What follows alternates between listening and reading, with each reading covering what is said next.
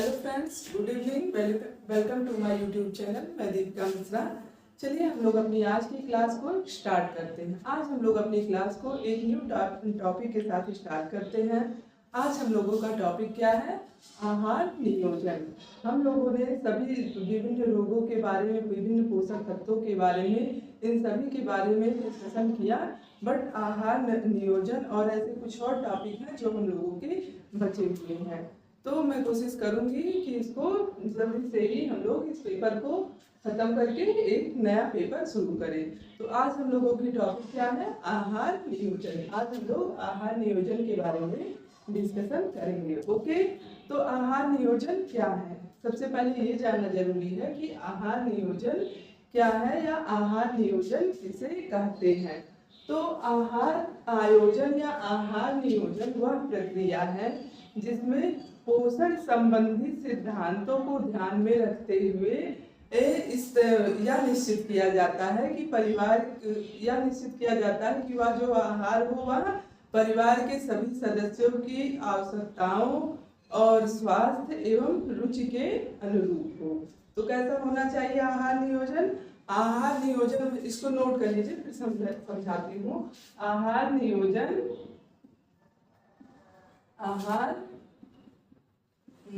वह प्रक्रिया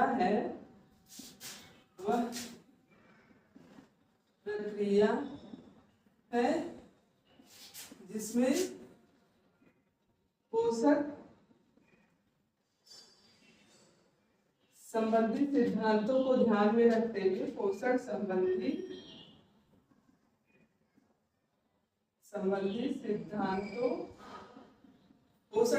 सिद्धांत कौन कौन से हैं?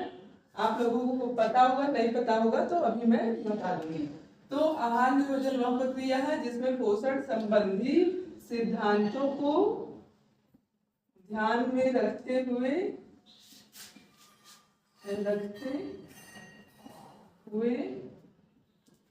यह निश्चित किया जाता है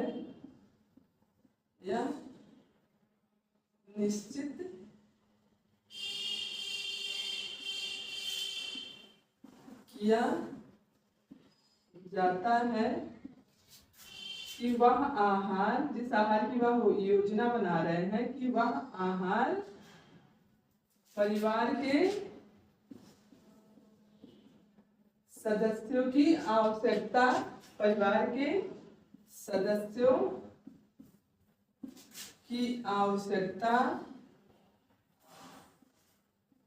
स्वास्थ्य एवं रुचि के अनुरूप हो। तो यह प्रक्रिया क्या कहलाती है? आहार नियोजन। तो आहार नियोजन वह प्रक्रिया है जिसमें पोषण संबंधी सिद्धांतों को ध्यान में रखते हुए यह निश्चित किया जाता है कि जिस आहार का वह प्लान बना रहे हैं वह आहार परिवार के सभी सदस्यों की आवश्यकताओं, स्वास्थ्य एवं रुचि के अनुरूप हो। अब आवश्यकता हमारी क्या हुई? हमारी जैसे पोषण संबंधी सिद्धांत क्या है कि सभी पोषक तत्व उसमें मौजूद हों और सभी पर्याप्त मात्रा में, उनको ना बहुत अधिक ना बहुत कम लेना चाहिए, क्योंकि अधिकता से भी विभिन्न प्रकार के रोग होते हैं पोषक तत्वों की, और उनकी कमी से भी होते हैं। तो भोजन विभिन्न पोषक तत्वों को पर्याप्त मात्रा में लिया जाए। तो सदस्यों की आवश्यकता, अब उनकी आवश्यकता उनकी स्वास्थ्य के अनुसार, रुचि के अनुसार सब भिन्न भिन्न होती है ना। जैसे रोग की स्थिति में क्या आहार अलग दिया जाता है, या फिर शारीरिक क्रियाशीलता के भी आधार पर आहार नियोजन करते हैं हम, आयु के आधार पर, लिंग के आधार पर। तो इस तरह से ये परिवार के सदस्यों की आवश्यकता हुई, इसके आधार पर, उनके स्वास्थ्य के आधार पर एवं रुचि के अनुरूप हो। हम ऐसा आहार आयोजन करें जो परिवार के सभी सदस्यों की आवश्यकताओं, रुचि एवं स्वास्थ्य के अनुरूप हो। वह प्रक्रिया क्या कहलाती है? आहार नियोजन। अब आहार नियोजन जब हम इस प्रक्रिया के द्वारा करते हैं तो इससे क्या होता है कि इसमें परिवार के सभी सदस्यों की आवश्यकताओं की पूर्ति होती है, चाहे वह शारीरिक हो या मानसिक हो या जो भी हो, हर तरह से वह स्वस्थ रहते हैं अगर हम आहार आयोजन के अनुरूप, आहार नियोजन के अनुरूप योजना बनाकर हम आहार का संयोजन करते हैं। ओके, तो आहार नियोजन करते समय कुछ बातें हैं जिन्हें हमें ध्यान रखना चाहिए। जैसे आहार नियोजन करते समय क्या करना चाहिए कि विभिन्न भोज्य समूहों में से सभी भोज्य पदार्थों को सम्मिलित किया जाए। किसमें से? विभिन्न खाद्य समूहों में से विभिन्न भोज्य पदार्थों को सम्मिलित करना। तो जैसा कि खाद्य समूह को विभिन्न वर्गों में बांटा गया है ना, कुछ को 5 वर्गों के आधार पर वर्गीकृत किया गया है, 5 समूहों के, कुछ को 7, कुछ को 11। इस तरह से हमारे खाद्य समूह को विभिन्न वर्गों में विभाजित किया गया है। और इन वर्गों में से हमें ऐसा नहीं है, सभी भोज्य पदार्थों को हमको बदल बदल कर शामिल करना चाहिए। तो अभी मैं भोज्य समूह के भी बारे में बताऊंगी, कितने वर्गों में इनको विभाजित किया गया है, किसके आधार पर कितने भागों में भोज्य समूहों को विभाजित किया गया। पहले हम लोग अपना आहार नियोजन का कॉन्सेप्ट क्लियर कर लें, इसके बाद हम लोग खाद्य समूह की तरफ बढ़ेंगे। तो आहार आयोजन करते समय क्या ध्यान रखना चाहिए कि विभिन्न भोज्य समूहों को अपने आहार में शामिल करना चाहिए। आहार नियोजन करते समय इन बातों को ध्यान में रखना चाहिए। और सीमित साधन को ध्यान यानी समय शक्ति, जिसमें कम लगे समय शक्ति और धन का कम से कम यूज करते हुए हमें आहार आयोजन करना चाहिए। सीमित साधनों का उपयोग करते हुए आहार आयोजन करना चाहिए। और व्यक्ति की रुचि एवं परिवार में जैसे जो विभिन्न प्रकार के लोग हैं, तो उनकी रुचि एवं अरुचि को ध्यान में रखते हुए आहार आयोजन करना चाहिए। और उनके स्वास्थ्य को भी ध्यान में रखते हुए आहार आयोजन करना चाहिए। और आहार में विविधता का भी ध्यान रखना चाहिए। जैसे एक ही तरह से हम आहार डेली का देंगे तो व्यक्ति की उस भोज्य पदार्थ के प्रति अरुचि हो जाएगी, वह उसमें इंटरेस्ट नहीं लेगा, मन से खाना उसको नहीं चाहेगा। तो इसलिए आहार में विविधता का भी ध्यान रखना चाहिए कब? आहार आयोजन करते समय। और उसके मनोवैज्ञानिक पहलुओं पर भी ध्यान देना चाहिए कि आहार को हम किस प्रकार से सर्व करें जिससे लोगों को पसंद आए, किस तरह का आहार लोगों को दे जिससे वह उनको पसंद आए। और इसके लिए आहार आयोजन के लिए बस आहार आयोजन से काम नहीं चलेगा, इसके लिए क्या होता है? पाक क्रिया का, विभिन्न पाक क्रियाओं का ज्ञान भी होना चाहिए, जिसके द्वारा हम बदल बदल कर विभिन्न प्रकार के भोज्य पदार्थ को अपने आहार में शामिल कर सकें। तो आहार आयोजन करते समय विभिन्न भोज्य समूहों को आहार में शामिल करना चाहिए। और गृहिणी को पाक क्रिया का ज्ञान होना चाहिए। परिवार के सदस्यों की रुचि अरुचि का ध्यान रखना चाहिए। ये सारी चीजें हमें आहार आयोजन करते समय करनी चाहिए। ओके, अब हम लोग देखेंगे आहार आयोजन के सिद्धांत। ओके, और सब ये जो है आहार आयोजन जो है ये कला और विज्ञान दोनों है। आहार आयोजन कला एवं विज्ञान दोनों है। दोनों रूपों में इसको स्वीकार किया गया, कला के रूप में भी और विज्ञान के रूप में भी। तो आहार आयोजन हमारा कला एवं विज्ञान दोनों है। ओके, पूछ सकता है ना कि आहार आयोजन क्या है, कला है या विज्ञान है, या कला एवं विज्ञान दोनों है। तो आहार आयोजन हमारा कला और विज्ञान दोनों है। तो अब हम लोग आहार आयोजन के सिद्धांत की तरफ बढ़ते हैं।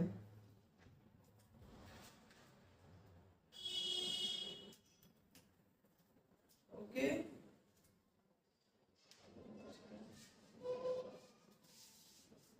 ये तो आहार आयोजन से संबंधित कुछ जानकारियां थी। आहार आयोजन किसे कहते हैं इसके बारे में हमने बताया। अब हम लोग आहार आयोजन के सिद्धांत के बारे में देखेंगे।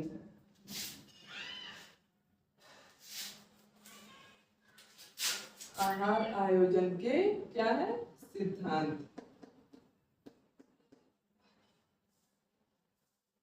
तो आहार आयोजन के सिद्धांत में क्या किया जाता है, इसमें जैसे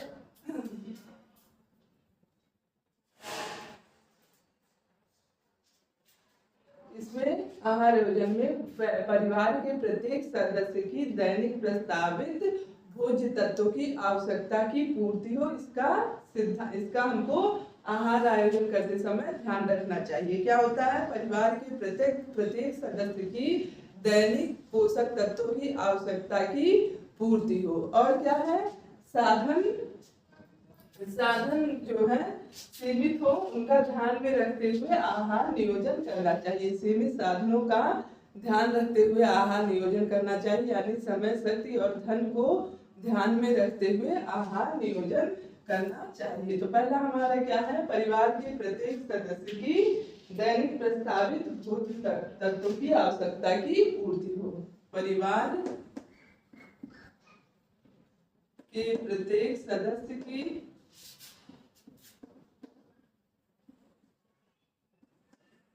दैनिक प्रस्तावित तत्वों की आवश्यकता की पूर्ति हो।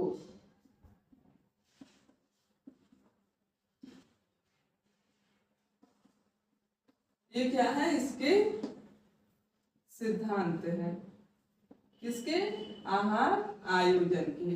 तो क्या होना चाहिए, परिवार के प्रत्येक सदस्य की दैनिक आवश्यकता की पूर्ति हो, इस तरह से हमको आहार नियोजन करना चाहिए। और सीमित साधनों का सीमित साधनों का उपयोग करते हुए हमको आहार नियोजन करना चाहिए। सीमित साधनों का उपयोग, अब इसमें साधनों में हमारे क्या आते हैं, उपयोग। अब ये साधन हमारे समय, शक्ति, ऊर्जा, धन, ये सभी हमारे क्या है, साधन। तो इन सभी को ध्यान में रखते हुए, समय, शक्ति, धन, ऊर्जा, इन सभी को ध्यान में रखते हुए हमें आहार का आयोजन करना चाहिए। ओके। और तीसरा हमारा क्या है, आर्थिक स्थिति।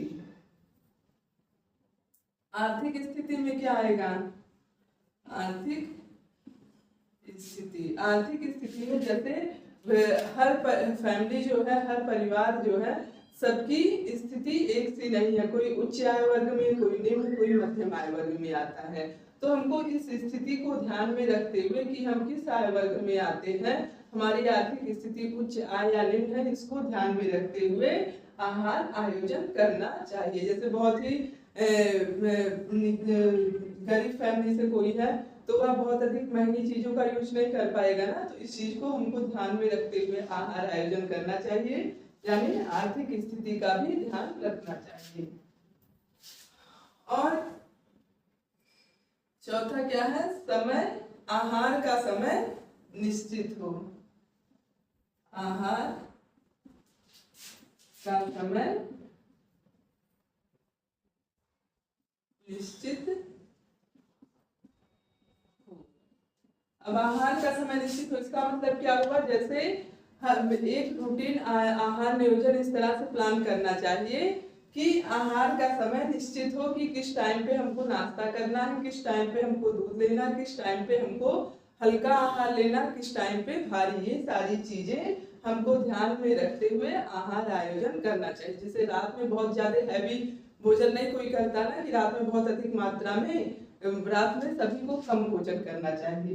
तो इस चीज को हम ध्यान में रखते हुए, आहार के समय को ध्यान में रखते हुए आहार नियोजन करना चाहिए। और आहार का समय निश्चित होना चाहिए, नाश्ते का, खाने का, हर एक चीज का टाइम निश्चित होना चाहिए। और मौसम का भी ध्यान रखना चाहिए। मौसम में क्या होता है, जैसे गर्मी के मौसम में हम ठंडी चीजों को खाना पसंद करते हैं, बहुत अधिक तली भुनी मसाले युक्त चीजें कम पसंद करते हैं, और गर्मी के मौसम में। और ठंडक के मौसम में क्या होता है कि गर्म चीजों को, चाय, काफी, ये सारी चीजें हुई, या फिर तली भुनी हुई चीजें, ये सब चीजें ज्यादा पसंद करते हैं। तो हम लोग मौसम के अनुरूप हमको आहार आयोजन करना चाहिए। और नियोजन में लचीलापन होना चाहिए। नियोजन लचीला होना चाहिए। कैसा होना चाहिए, लचीला होना चाहिए, यानी नियोजन जो है, आहार नियोजन जो है वह कठोर नहीं, लचीला होना चाहिए। जैसे हम आहार नियोजन करते हैं, अगर हम उसमें से किसी सामान की कमी हो गई, तो ऐसा नहीं कि बस अब हमको चाहिए, या फिर किसी को उस दिन वो चीज नहीं खाने का मन हुआ, तो ये नहीं कि हमको वही बनाना है। तो उसको लचीलापन, आहार नियोजन कैसा होना चाहिए, लचीलापन होना चाहिए, जिससे हम उसमें चेंजिंग कर सके। ओके, कठोर नहीं होना चाहिए कि उसको हम चेंज ना कर सके। तो इसको जब चाहे, अगर चाहे तो चेंज कर सके, इसलिए आहार नियोजन कैसा, लचीला होना चाहिए। और नियोजन में क्या होना चाहिए, भिन्नता होनी चाहिए। क्या होनी चाहिए, भिन्नता। यानी आहार में भिन्नता। जब नियोजन में भिन्नता होगी, हम नियोजन ही प्लान ही विविध प्रकार के भोजनों का करेंगे, तो हमारा आहार भी विविध होगा ना। तो इसलिए नियोजन में भिन्नता होनी चाहिए। नियोजन में भिन्नता। अब नियोजन में भिन्नता इससे क्या होता है कि विभिन्न प्रकार की पाक क्रियाओं का और विभिन्न चीजों को ध्यान में रखते हुए हमें विभिन्न प्रकार के आहार का आयोजन करना चाहिए। जैसे एक ही प्रकार के भोजन से, एक ही प्रकार के आहार से व्यक्ति ऊब जाता है ना, तो भोजन में यानी नियोजन में भिन्नता को भी शामिल करना चाहिए। यह भिन्नता हम कैसे लाते हैं, कैसे लाया जा सकता है? पहला, हम पाक विधि में अंतर करके भिन्नता भोजन में कैसे लाते हैं? पाक विधि में अंतर करके, यानी कभी किन्हीं विधियों से, कभी किन्हीं विधियों से हम उस खाद्य पदार्थ को बना के दे सकते हैं। और दूसरा हमारा होगा भोज्य पदार्थ की बनावट में भिन्नता लाकर। भोज्य पदार्थ की बनावट में भिन्नता लाकर, उनके बनावट में भी हम भिन्नता लाकर भोज्य पदार्थ को दे सकते हैं। इससे व्यक्ति का मन उससे नहीं उबेगा। और रंगों में भिन्नता, रंगों में भिन्नता लाकर,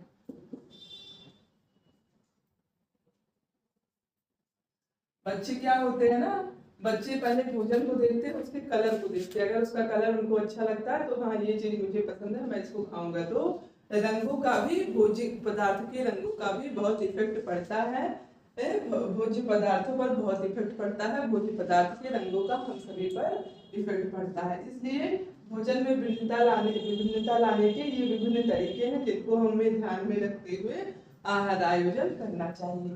तो ये सभी क्या हुए हमारे आहार आयोजन के सिद्धांत। कौन कौन से? प्रत्येक सदस्य की दैनिक प्रस्तावित मात्रा पोषक तत्वों की, उनको ध्यान में रखते हुए आहार आयोजन करना चाहिए। सीमित साधनों का उपयोग करते हुए और सीमित समय का भी उपयोग करना चाहिए। और आर्थिक स्थिति को ध्यान में रखते हुए, मौसम को ध्यान में रखते हुए और नियोजन में लचीलापन होना चाहिए। तो ये सारी चीजें आहार आयोजन के सिद्धांत के अंतर्गत आती हैं।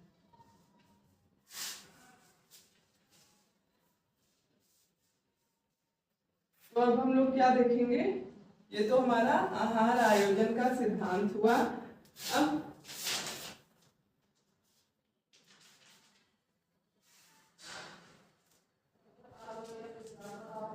तो आहार आयोजन के सिद्धांत हो गए। आहार आयोजन के सिद्धांत से हमें क्या लाभ होगा? इससे हमारे समय की भी बचत होगी और आयोजन के अनुरूप हम जब कार्य करेंगे तो हमारे समय, धन, शक्ति, विभिन्न साधनों की बचत होगी और व्यक्ति के परिवार के सभी सदस्यों की आवश्यकताओं की पूर्ति होगी, उनके रुचि की भी पूर्ति होगी, रुचि के अनुसार भोजन होगा और उन्हें संतुष्टि भी प्राप्त होगी। साथ ही में सारे पोषक तत्व प्राप्त होंगे जो कि व्यक्ति के स्वास्थ्य के लिए हितकर होते हैं। तो आहार आयोजन के ये सारे लाभ हैं। अगर हम लोग इन चीजों को ध्यान में रखते हुए आहार आयोजन करते हैं तो एक जो है आहार आयोजन जो हम बनाते हैं, डाइट प्लान, वो व्यक्ति के लिए हितकर साबित होता है और उसके स्वास्थ्य के लिए लाभदायक होता है।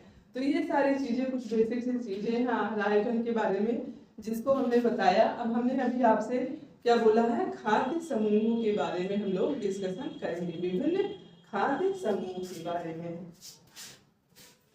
हाँ, कुछ तो बाकी रह गया है कि आहार आयोजन को प्रभावित करने वाले तत्व कौन से हैं। प्रभावित करने वाले, आहार आयोजन को प्रभावित करने वाले तत्व। तो आहार आयोजन को प्रभावित करने वाले तत्व कौन से हैं? पहला हमारा क्या होगा? आयु। आयु जो है आहार आयोजन को प्रभावित करने वाला मुख्य तत्व है। जैसे भी कोई भी आहार जो है प्रत्येक आयु के लिए वह भिन्न भिन्न होता है। पोषक तत्वों की आवश्यकता जो है प्रत्येक आयु में भिन्न भिन्न होती है। जैसे बच्चों का क्या होता है? शारीरिक वृद्धि और विकास की टाइम चल रहा होता है समय, तो इसलिए उन्हें अधिक पोषक तत्वों की आवश्यकता होती है अपेक्षाकृत वयस्कों को। वयस्कों को क्यों आवश्यकता होती है? क्योंकि उनका तो शारीरिक विकास वृद्धि हो चुका होता है, उनको शरीर में हो रहे विभिन्न टूट फूट तंतुओं की मरम्मत के लिए पोषक तत्वों की आवश्यकता होती है। और वृद्धों में क्या होता है, वो अधिक क्रियाशील नहीं होते हैं, तो अपेक्षाकृत उन्हें कम कैलोरी कम ऊर्जा की आवश्यकता होती है। तो इस तरह से हम आयु को ध्यान में रखते हुए आहार आयोजन करते हैं, और आयु जो है हमारे आहार आयोजन को प्रभावित करती है, इसलिए हम आयु का ध्यान रख के आहार आयोजन करना चाहिए। ओके, क्योंकि सभी आयु के लिए अलग अलग आहार आयोजन है, बच्चों के लिए अलग, वृद्ध के लिए अलग, वयस्क के लिए अलग। दूसरा हमारा लिंग है।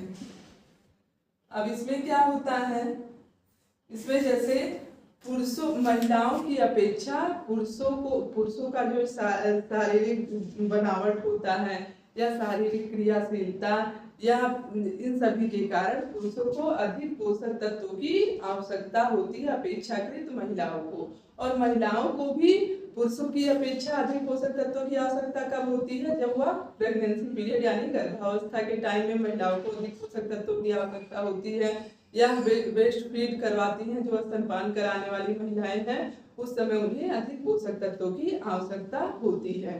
तो इस तरह से हमारा लिंग का भी प्रभाव, लिंग जो है हमारा आहार आयोजन को प्रभावित करता है।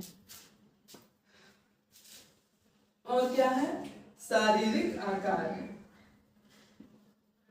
शारीरिक शारीरिक आकार के अंतर्गत क्या, ये भी जो है आहार आयोजन को प्रभावित करने वाला महत्वपूर्ण तत्व है।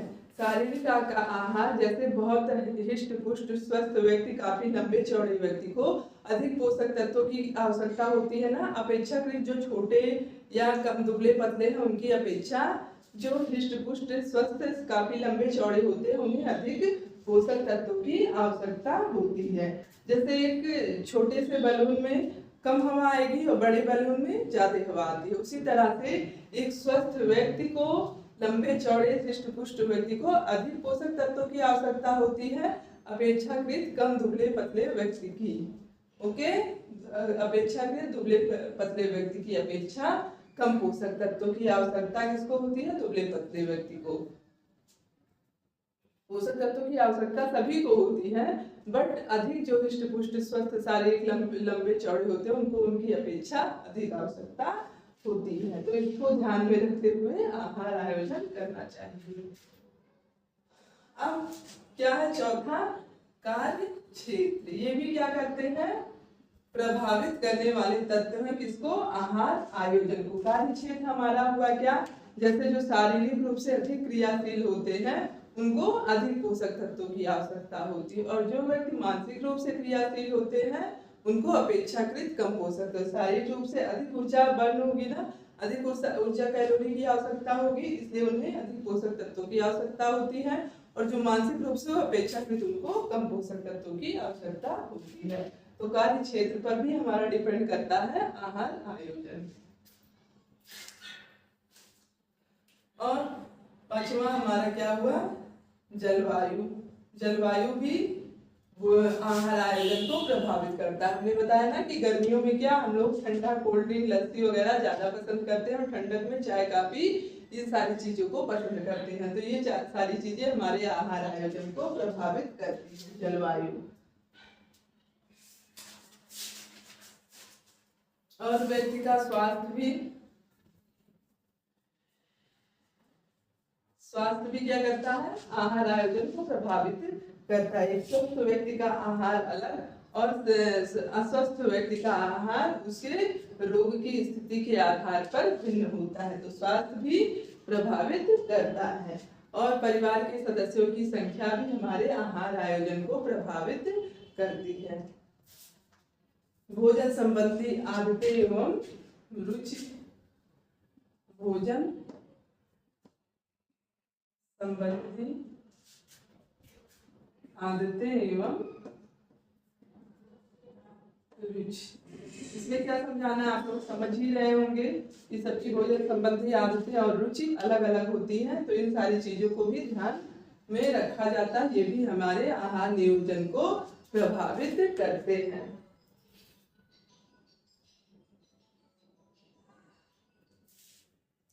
और भोजन में विविधता भी, अभी हमने बताया, भोजन में विविधता भी उसको प्रभावित करती है। भोजन में विविधता और पारिवारिक सदस्यों की संख्या, सदस्यों की संख्या। तो ये सारी चीजें आहार आयोजन को प्रभावित करने वाले तत्व हैं। इनको आप सभी नोट कर लीजिएगा, क्योंकि ऐसे क्वेश्चन पूछता है कि आहार नियोजन को प्रभावित करने वाले तत्व कौन कौन से हैं। तो ये सारी चीजें हमारे, अगर आप पढ़े रहेंगे एक बार सरसरी निगाह से ही, तो आपको याद रहेगा। ये कोई बहुत टफ नहीं है, बस अपने माइंड में रखिएगा, जिससे देखते आपको ये ना हो कि गलत हो जाए क्वेश्चन। तो ये सभी हमारे आहार नियोजन को प्रभावित करने वाले तत्व हैं।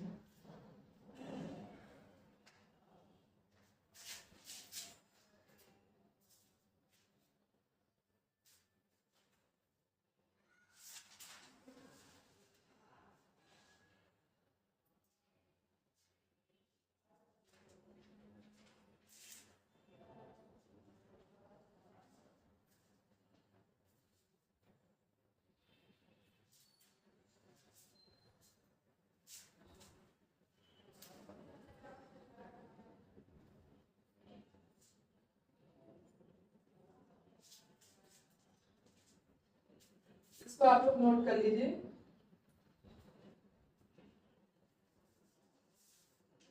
अब हम लोग विभिन्न भोज्य समूहों यानी खाद्य समूहों के बारे में डिस्कशन करेंगे। इसके बारे में, विभिन्न खाद्य समूहों के बारे में। ये तो हमारा आहार आयोजन हुआ। अब हम लोग विभिन्न खाद्य समूह के बारे में अध्ययन करेंगे। आई होप आप लोगों का कॉन्सेप्ट क्लियर हो गया होगा।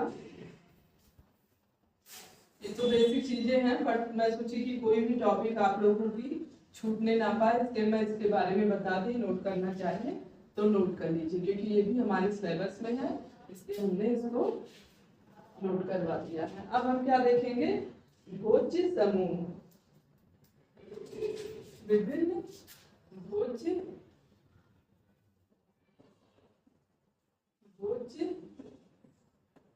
समूह।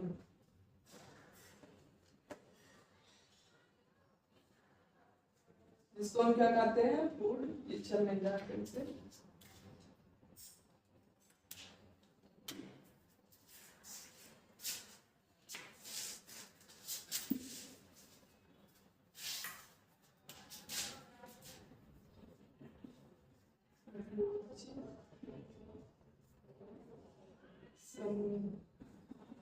फूड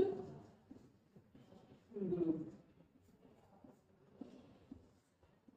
तो भोज्य समूहों को विभिन्न वर्गों में बांटा गया। विभिन्न भोज्य समूहों को उनको जो है व्यक्ति की स्थिति, रोगी की अवस्था या उनके पोषक तत्वों की स्थिति को ध्यान में रखते हुए विभिन्न वर्गों में बांटा गया है। और विभिन्न सभी के अनुसार इसको अलग अलग भोज्य समूहों को कई भाग, किसी के अनुसार 5, किसी में 7, किसी में 11। तो हम लोग आज सभी के बारे में डिस्कशन करेंगे।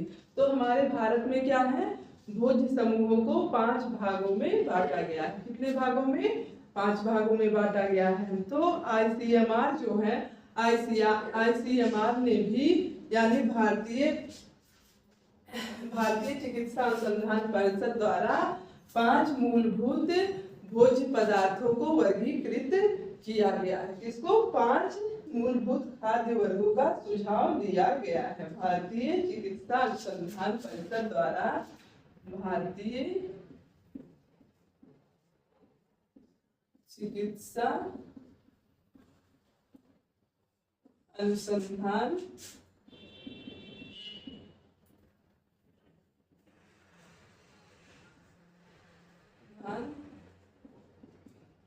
परिषद, यानी इसको क्या कहते हैं? ICMR द्वारा क्या मूलभूत खाद्य वर्गों का सुझाव दिया गया है। 5 मूलभूत खाद्य समूह को क्या किया गया है, वर्गीकृत किया गया है, वर्गीकृत किया गया है।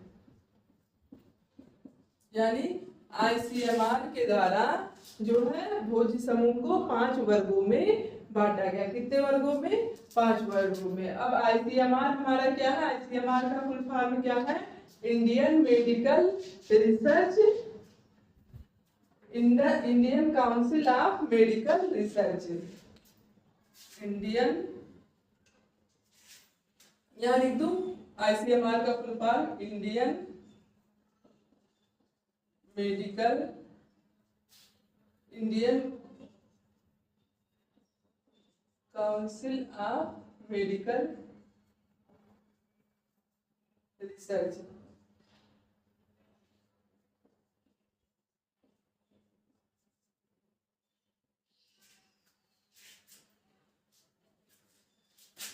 ये क्या है हमारा, आईसीएमआर का फुल फॉर्म है, Indian council of medical research. इसको हम क्या कहते हैं, भारतीय चिकित्सा अनुसंधान परिषद। इन नामों से इनको जाना जाता है। किसके नाम से, भारतीय चिकित्सा अनुसंधान परिषद। इनके द्वारा क्या है, विभिन्न भोज्य समूहों को 5 वर्गों में विभाजित किया गया है। अब कौन कौन से हैं वो,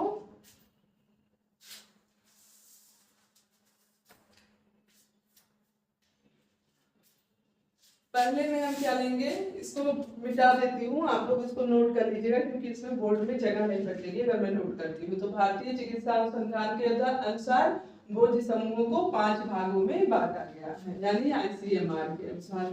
अब वो भोज्य समूह, ये आपका इम्पोर्टेंट है, इसमें से पूछा भी जाता है कि विभिन्न पहले भोज्य समूह में कौन से आएंगे, दूसरे में या तीसरे, पांचवें में कौन से आते हैं। तो इसलिए आप लोग इसको केयरफुली ध्यान देके पढ़िए कि पहले में क्या आएगा। पहला हमारा भोज्य समूह क्या होगा, ये हमारा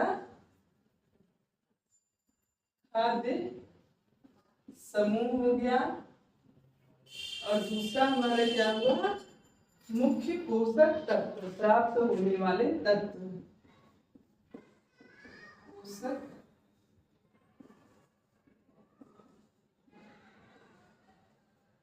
इसको मैं बोर्ड पे कुछ जितना नोट हो पाएगा उसको नोट कर दूंगी, क्योंकि जैसे इसमें बोर्ड में बहुत ज्यादा लिखने मिलेगा, बट इसका जो है मैं पीडीएफ जो है टेलीग्राम के थ्रू आप लोग को प्रोवाइड करवा दूंगी। बट आज नहीं, आज आप लोग सर्च ना करिएगा, 1-2 दिन में इसका पीडीएफ विभिन्न भोज्य समूहों का जितने भी है 5, 7, 11 जितने भी हैं सभी का मैं पीडीएफ प्रोवाइड करवा दूंगी इस पे टेलीग्राम पे।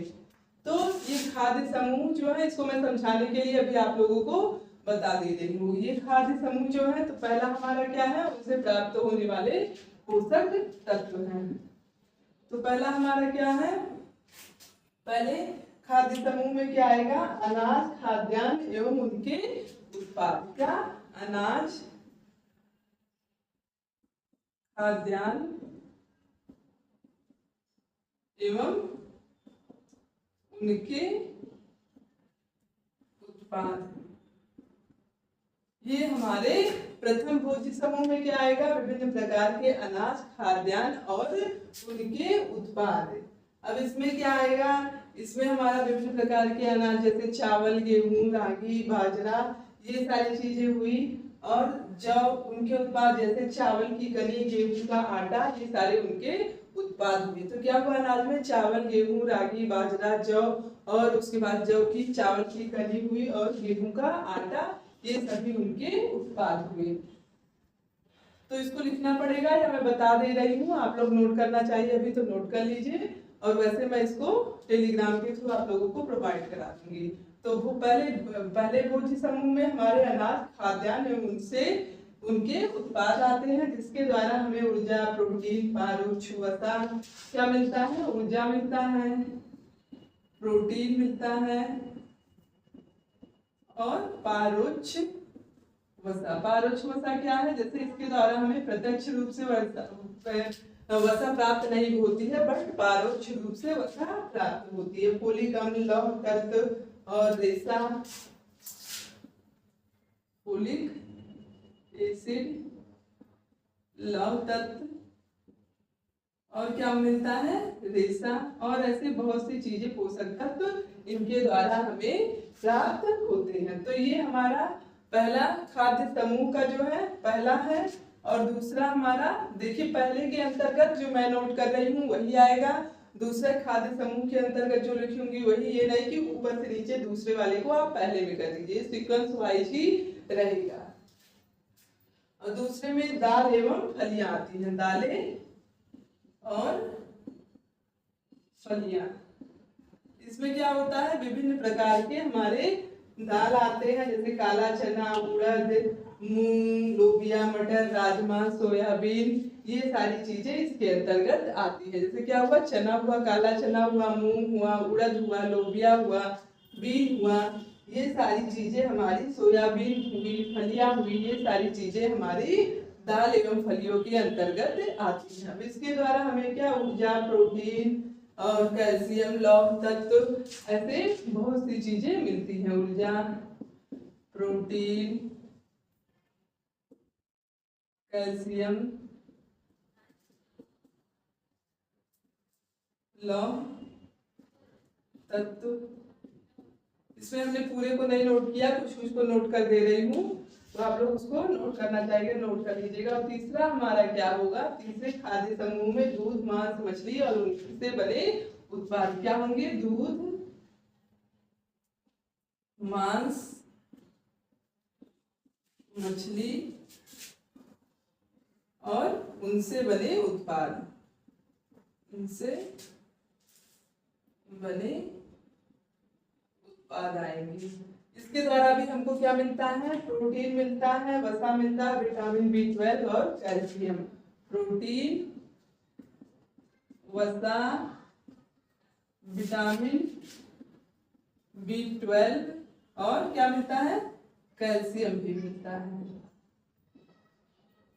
तो ये तीसरे भोज्य समूह में क्या आएगा, दूध, मांस, मछली और उनसे बने उत्पाद। और चौथे में हमारा फल और सब्जियां आता है, फल व सब्जी। इसके अंतर्गत हमारे विभिन्न प्रकार के फल आते हैं, और सब्जियों के अंतर्गत हमारी हरी सब्जियां, जैसे चौलाई, पालक, सरसों का पत्ता हुआ या फिर सहजन की पत्ती हुई, ये सारी हरी सब्जियों के अंतर्गत आती हैं। और फल में हमारा हो गया आम, अमरूद, पका हुआ टमाटर, पपीता, संतरा, मौसमी, ये सारी चीजें फलों के अंतर्गत। और सब्जियों के अंतर्गत मैक्सिमम हरी सब्जियां आती हैं। इनके द्वारा हमको क्या मिलता है, कैरोटीनॉइड, विटामिन सी, रेशा, कैरोटीनॉइड, विटामिन सी और रेशा। तो ये हमारा चौथा हो गया। और पांचवा हमारा क्या है, जो कि लास्ट है, सब्जियों में हरी सब्जियां आती, सब्जियां भी जैसे भिंडी, बैगन, ये सारी भी सब्जियां आती हैं, बस लोग हरी सब्जियां ही नहीं, हरी सब्जियां और अन्य सब्जियां भी इसके अंतर्गत आती हैं। और पांचवा हमारा वसा और शर्करा, वसा व शर्करा। पांचवें खाद्य समूह में क्या आता है, मक्खन, घी, तेल, जैसे मूंगफली, सरसों, नारियल का तेल हुआ, मक्खन, घी, मूंगफली, सरसों, नारियल का तेल हुआ। और शर्करा में हमारा चीनी, गुड़, ये सारी चीजें आती हैं। क्या आती है, शर्करा में चीनी, गुड़। ओके, और इनके द्वारा क्या प्राप्त होता है, ऊर्जा, अनिवार्य वसा, अम्ल। वसा से तो हमको ऊर्जा प्राप्त होगी ना, ऊर्जा, वसा, अम्ल, ये सारी चीजें इनके द्वारा हमें प्राप्त होती हैं। तो ये हमने इसलिए लिखा है कि आप सीक्वेंस वाइज विभिन्न 5, ये क्या है, 5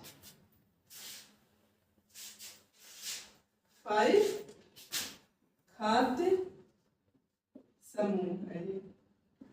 किसके आधार पर इनको विभाजित किया गया है, Indian council of medical research यानी ICMR के द्वारा इसको वर्गीकृत किया गया है भारतीय चिकित्सा अनुसंधान परिषद के द्वारा 5 समूहों में। पहले में हमारा अनाज, खाद्यान्न एवं उनसे बने उत्पाद आते हैं, और दूसरे में हमारी दाल और फलियां आती हैं, तीसरे में दूध, मांस, मछली उनसे बने उत्पाद, और चौथे में फल और सब्जी, और पांचवे में वसा और शर्करा।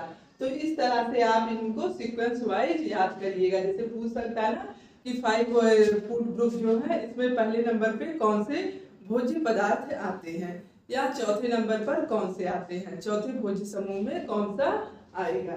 तो हम जब आहार आयोजन डाइट प्लान बनाते हैं तो उसमें क्या हमको विभिन्न वर्गों में से सभी भोज्य पदार्थों को तो एक साथ शामिल नहीं कर सकते हैं ना, लेकिन उनको हमको सभी भोज्य पदार्थों को डे वाइज शामिल करना चाहिए। एक दिन में तो सभी होंगे नहीं, लेकिन ये तो पांचों तो सभी शामिल करना चाहिए, लेकिन इनमें से बदल बदल के किसी दिन कोई चीज हुआ, किसी दिन कोई सब्जी हुई, इस तरह से सभी को बदल बदल के हमको अपने आहार में शामिल करना चाहिए, जिससे हमें सभी पोषक तत्व पर्याप्त मात्रा में मिल सके।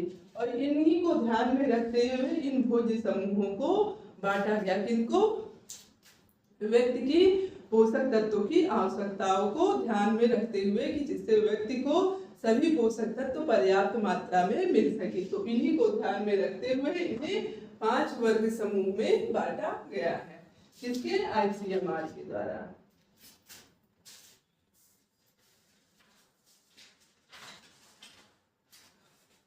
अब जो है हम लोग, ये तो हमारे 5 वर्ग समूह हो गए। अब आधारीय भोज्य समूह जो है वो हमारे कितने हैं? 7 हैं। आधारीय भोज्य समूह, बेसिक ऑफ फूड ग्रुप, ये तो हमारे ICMR के अनुसार हो गए।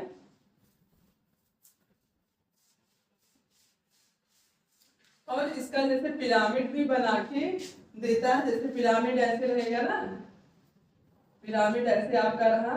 अब इसको 5 वर्ग समूहों में 1 2 3 4 और 5। अब इसकी संख्या देखिए, इसका आकार क्या है? चौड़े से पतला होता गया है ना, तो इसका भी एक, इसके पीछे भी एक लॉजिक है जिस वजह से यह है। तो सबसे पहले नंबर पे हमारा क्या है? अनाज आता है, पहले नंबर पे अनाज है। और दूसरे नंबर पर हमारा क्या है? दाल एवं फलियां हैं। दूसरे नंबर पे क्या है? दाल एवं फलियां हैं। और तीसरे नंबर पर दूध और मांस है। दूध और मांस हमारा तीसरे नंबर पे है। और चौथे नंबर पर फल और सब्जियां हैं, फल सब्जी। और पांचवे में लास्ट जो हमारा वसा और शर्करा है। तो ये जो इसका आकार है, इसको चौड़ा फिर पतला होता गया है, तो इसका मतलब ये है कि हमें अपने दैनिक आहार में अनाज को सबसे अधिक मात्रा में, उसके बाद दाल को, उसके बाद मांस मछली को, फिर फल और वसा शर्करा को सबसे कम मात्रा में हमें अपने आहार में शामिल करना चाहिए। तो इस चीज को ध्यान में रखते हुए 5 भोज्य समूह के पिरामिड को बनाया गया है। तो ये भी पूछा जाता है कि पिरामिड में पहले नंबर पर जो भोज्य समूह पाया जाता है वह पिरामिड में कहाँ पर पाया? पहले कि दूसरे कि तीसरे या सबसे नीचे स्तर में पाया जाता है। तो इस पिरामिड को भी आप ध्यान में रखिएगा कि इन पिरामिड का आकार उनकी मात्रा के अनुसार डिवाइड किया गया है। Okay,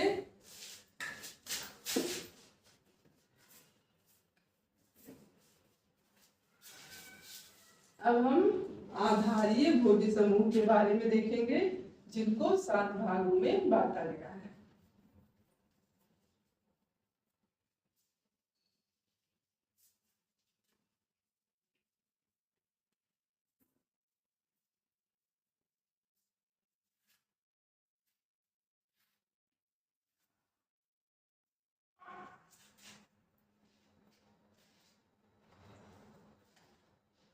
आधारीय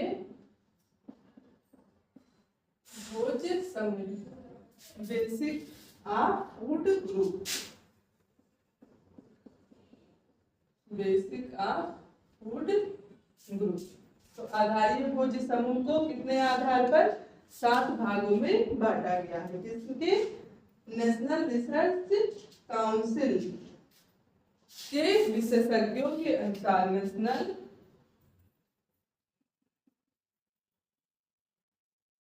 research national research council के विशेषज्ञों के अनुसार, काउंसिल के अनुसार कितने हैं यार, कितने हैं हमारे आधारीय भोज्य समूह, कितने हैं 7 वर्गों में इनको विभाजित किया गया है। तो पूछ सकता है आधारीय भोज्य समूह को कितने भागों में बांटा गया है, तो 7 वर्गों में बांटा गया। किसके अनुसार, नेशनल रिसर्च काउंसिल के अनुसार, यानी नेशनल रिसर्च काउंसिल के जो पोषण विशेषज्ञ हैं उन्होंने 7 वर्गों में भोज्य समूहों को बांटा है। और आईसीएमआर के अनुसार भोज्य समूह को 5 वर्गों में बांटा गया है। तो 7 जो है हमारे कौन कौन से हैं, पहले में हमारी हरी पीली सब्जियां व फल आते हैं। कौन से, पहले में हरी पीली सब्जियां व फल। हरी पीली सब्जियों में जैसे हमारी हरी सब्जियां, पीली सब्जियां हो गई, सॉरी कद्दू वगैरह पीला होता है ना, तो ये सारी सब्जियां हो गई। और जो है पीले हरे फल, ये सारी चीजों को शामिल करना चाहिए। मेथी, चौलाई, काशी फल, सेम, शकरकंद, आम, पपीता, कद्दू, इन सारी चीजों को शामिल करना चाहिए। और दूसरे में हमारी कौन सी आएगी, दूसरे समूह में खट्टे रसीले फल व सब्जियां। कौन से, खट्टे रसीले फल व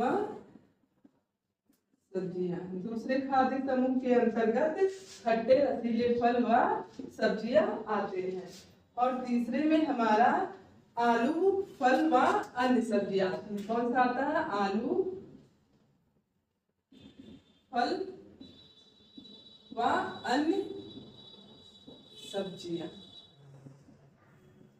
जैसे पहले वाले में हमारी हरी पीली सब्जियां आती है ना, इसमें क्या है, अन्य सब्जियां आती हैं, आलू आता है और अन्य फल आते हैं, हरे पीले को छोड़कर अन्य फल तीसरे खाद्य समूह में, तीसरे खाद्य वर्ग में आते हैं। और चौथे में हमारा दूध व दूध से बने भोज्य पदार्थ। क्या, दूध व दूध से बने भोज्य पदार्थ। और पांचवे में हमारा आएगा पंचम समूह में मांस, मछली, अंडा। मांस, मछली, अंडा और क्या, दालें भी हमारी इसी समूह में आती हैं। दालें, सूखे बीज, सोयाबीन, दालें, सूखे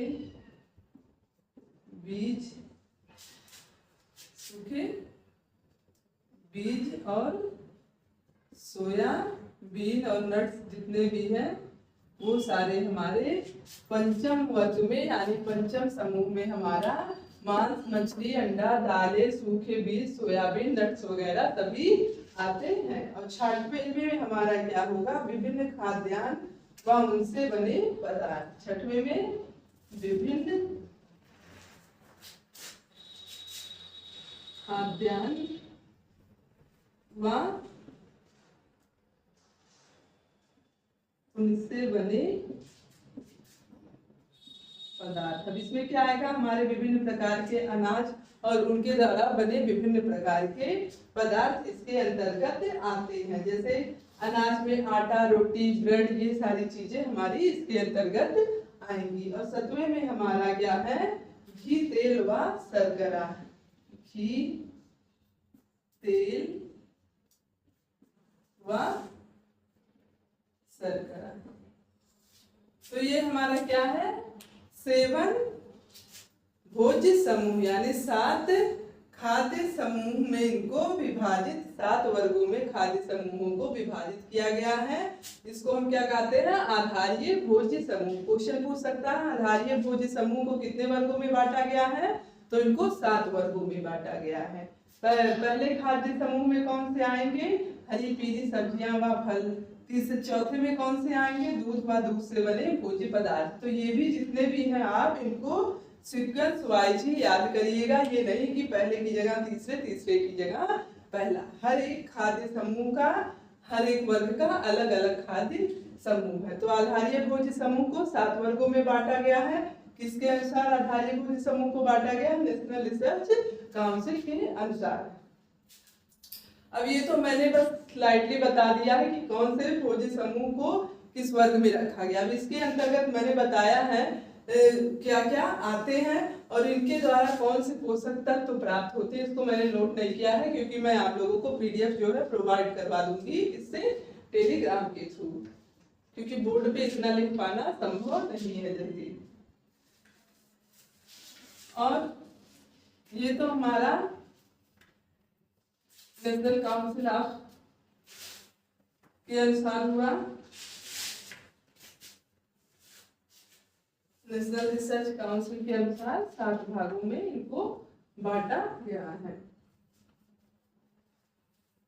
अब सबसे इम्पोर्टेंट हमारा 5 फूड ग्रुप है, यानी 5 वर्गों में जिन भोज्य पदार्थों को बांटा गया है, यानी आईसीएमआर के द्वारा भोज्य पदार्थों को जितने भागों में बांटा गया है वह हमारा सबसे इम्पोर्टेंट है। उसको आप लोग याद रखिएगा कि 5 वर्ग समूह में किस वर्ग में कौन से भोज्य पदार्थ आते हैं, उनसे हमें कितनी मात्रा में प्राप्त होता है पोषक तत्व, और उनके पिरामिड के बारे में भी आप लोग देख लीजिएगा। और दूसरा हमारा आधारीय भोज्य समूह हो गया।